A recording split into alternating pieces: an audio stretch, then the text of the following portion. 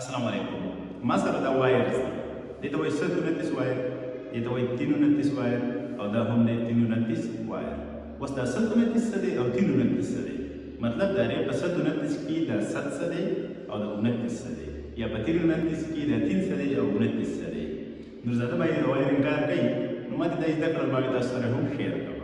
اوس وایر دې ته څه کې ویلی شي؟ وایر په دې کې دا وي کاپر سټرینډ، صحیح ده؟ دې ته وایي کاپر سټرینډ او دا یو کنډکټر جوړوي. ګوره دا یو وایر چې دی دا یو کنډکټر دی، صحیح ده؟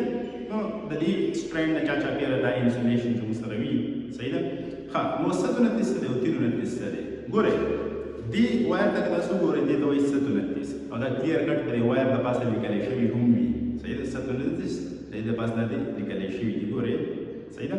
تاسو ته به نه ښکاري په دې لیکلی شوي. نو د 129 کې دا 7 چې دی د دې مطلب دا دی نمبر اف سټرینډ، صحیح ده؟ مطلب دا کاپر سټرینډ نه دی، لکه دا ګورئ 1 2 3 4 5 6 7 ګوره دا دي 7 سټرینډ. ٹھیک شو؟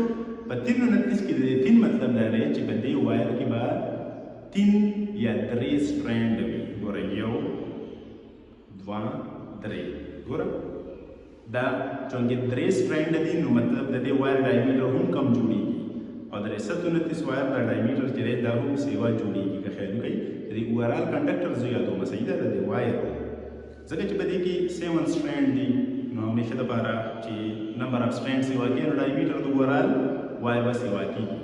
اوس د 3 او د 7 خو پته ولګېدله، صحیح ده؟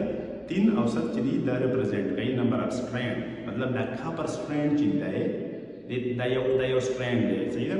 په عام پښتو کې دې ته ویلی شي چې دا یو وړوکی وایر ورته وویلی شي که نه، سټرینډ ورته ویلی شي په الکتریکل ټرمینالوجي کې. نو 3 او 7 خو پته ولګېدله چې دا نمبر اف سټرینډ دی. اوس دا 29 څه دی؟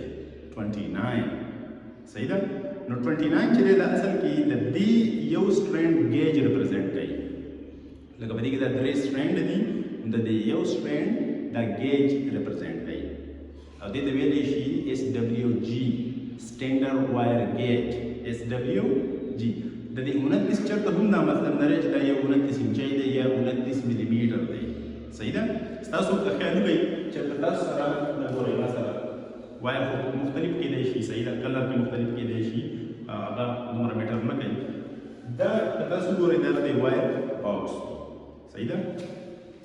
په دې باکس باندې هم کلیر کټ لیکلی شوی دا سایز، دلته وګورئ سایز یې لیکلی شوی، دلته لیکلی لینث وورډ سایز کلر، صحیح ده؟ دا ریډ پیش کړی دی. زموږ مقصد څه دی؟ سایز دی. ګوره دا 3 چې دی 3 نو دا خو نمبر اف سټرینډ شو، دلته لیکلی دی 0.029 0.029 دا اصل کې SWG سټینډرډ وایر ګیج شو دی، صحیح ده؟ د دې مطلب دا دی دا اپراکسیمیټلی څه وي 0.014 انچز ډایمیټر وي، صحیح ده که نه؟ 0.014 انچز ډایمیټر وي یا وي 0.36 ډایمیټر. د دې یو سټرینډ ډایمیټر دا یادوي، ښه؟ د دې یو سټرینډ ډایمیټر د دې اوورال وایر نه. ټیک شو؟ نو بس ساده خبره دا شوه چې دا اولنی ډیجټ ریپرزینټ کوي نمبر اف سټرینډ، دا سیکنډ ډیجټ چې دی دا ریپرزینټ کوي سټینډرډ وایر ګیج، صحیح ده؟ کوم چې آلموسټ برابر وي 0.014 انچز یا 0.36 ډېر مننه.